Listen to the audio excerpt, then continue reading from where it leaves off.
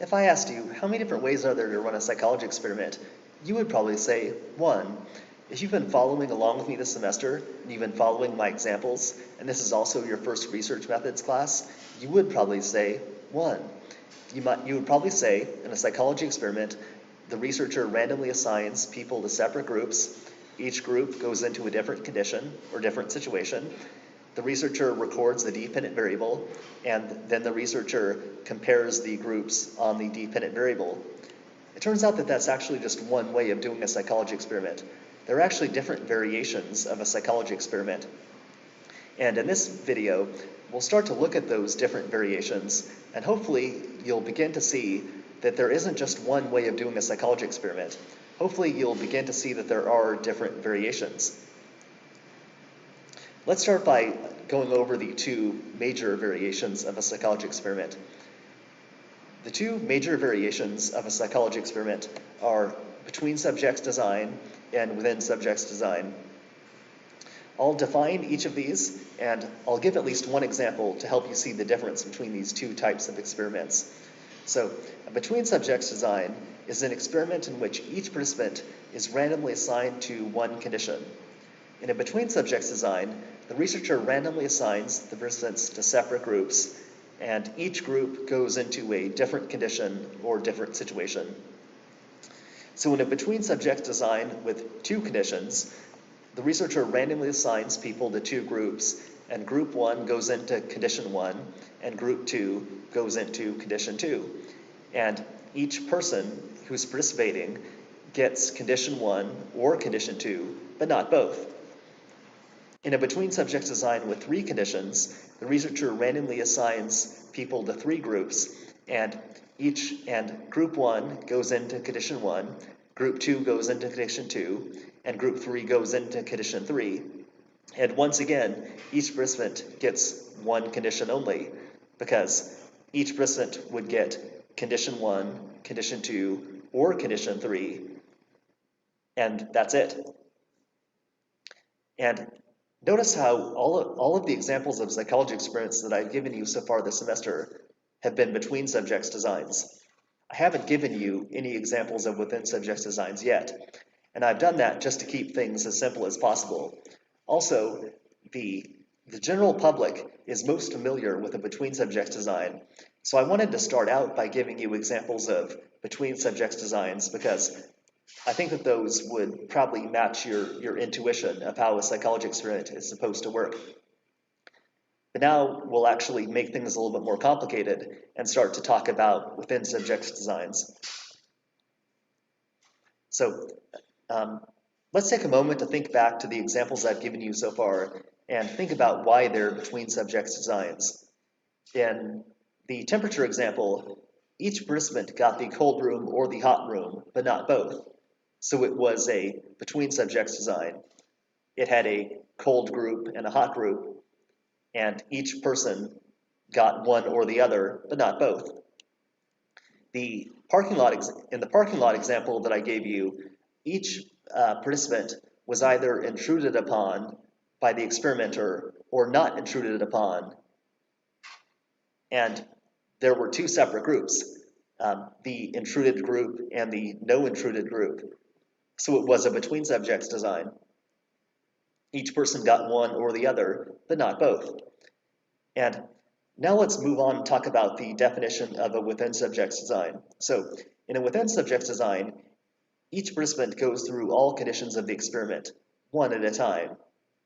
So in a within subjects design, each person actually gets a sequence of conditions. In a within subjects design with two conditions, each participant goes through condition one and condition two. In a within subjects design with three conditions, each participant goes through condition one, condition two, and condition three in a sequence of three conditions. So in a within subjects design with three conditions, the researcher would get three scores from each participant. Each participant would provide a condition one score, a condition two score, and a condition three score. And to help you understand the difference between these, or to help ensure that you understand the difference between these two types of experiments, I'll give one example and I'll describe how it will be done as a between subjects design and as a within subjects design. And I think the example that I'll work with is an example testing the effect of turkey on sleepiness. In last week's activity, I asked you to describe how a person would do an experiment to test the effect of turkey. So I think I'll use that as an example just to connect this video to last week's activity. So let's imagine I have a hypothesis that turkey causes sleepiness, and I want to test that effect. So I probably need two conditions, right? I need a turkey condition and a no turkey condition so that I can compare the sleepiness that occurs in those two conditions. If I wanted to do a between subjects design, I would randomly assign my participants to two separate groups. And everyone in group 1 would eat turkey, a turkey dinner, and everyone in group 2 would eat a no turkey dinner, some other type of dinner. And I would record a sleepiness score from each person in group 1 and also from each person in group 2. And I would calculate the mean sleepiness score of the turkey group. And I would also calculate the mean sleepiness score of the no turkey group. And I would compare those to find out which group got sleepier. That would be the between subjects design. If I wanted to do a within subjects design, I would have each participant eat two dinners, probably on two separate nights. And one dinner would be turkey, and the other dinner would be no turkey. And I would record the sleepiness of each participant after the first dinner and also after the second dinner. So I would measure each person's sleepiness 2 times, one time after dinner 1 and one time after dinner 2. And I would get 2 sleepiness scores from each person. Each person would provide 2 sleepiness scores. That would be the within subjects design. And you might be wondering which type of experiment is better. Well, neither one is better. It's just each one has its own pros and cons. And we'll start to get into those pros and cons in a different section of this video. And also when we start to talk about within subjects designs in the next topic of our class. And I'll just give you a little bit of a preview of the pros and cons. So in a between subject design, you randomly assign people to separate groups, and you're confident that the groups are similar to each other and that they're comparable, especially if the sample size is large. For example, if you have 2 groups of 50 and they've been randomly assigned, you're confident that they're fairly similar to each other and that they can be fairly compared. But there are still some chance differences between the groups. The 2 groups aren't perfectly equal. For example, one group might end up with a few more males. One group might end up with a few more extroverts.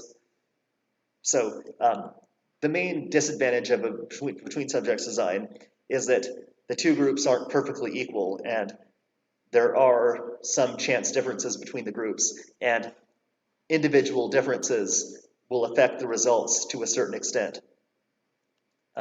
The main disadvantage of a within subject design is the fact that repeatedly measuring the same person will either cause the person to become fatigued and either bored or less interested in the experiment or just tired in general, or repeatedly testing the same person will cause the person to become better and better at the task that you're having them do, like let's say a recall task, and you'll start to have practice effects.